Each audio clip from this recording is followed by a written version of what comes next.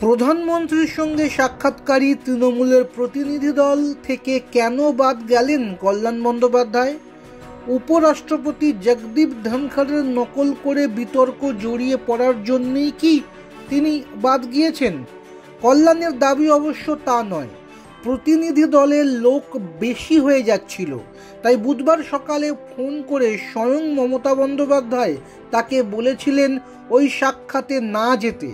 রাজ্যের বকেয়া পাওনা নিয়ে বুধবার প্রধানমন্ত্রী নরেন্দ্র মোদীর সঙ্গে সাক্ষাৎ করেন মুখ্যমন্ত্রী মমতার নেতৃত্বে তৃণমূল সাংসদদের একটি প্রতিনিধি দল।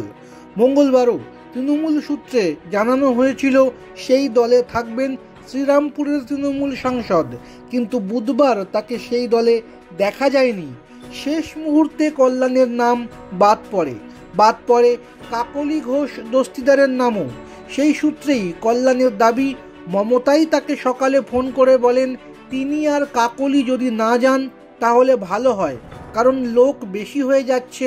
প্রধানমন্ত্রীর দপ্তরে সব মিলিয়ে 10 জনের বেশি ঢুকতে দেবেন না নিরাপত্তারক্ষীরা, তাই কল্যাণ কাকলি বাদ পড়েন। কল্যাণের কথায়, দিদি আমায় সকালে ফোন করেছিলেন, তিনি বলেন ওরা দিদি সহ 10 জনকে যাওয়ার অনুমতি দিয়েছে। দিদি তখন বলেন কল্যাণ আর কাকলি যদি না যায় তাহলে ভালো হয়। কল্যাণের কথায় দিদি বলে দিয়েছেন সেটাই শেষ কথা।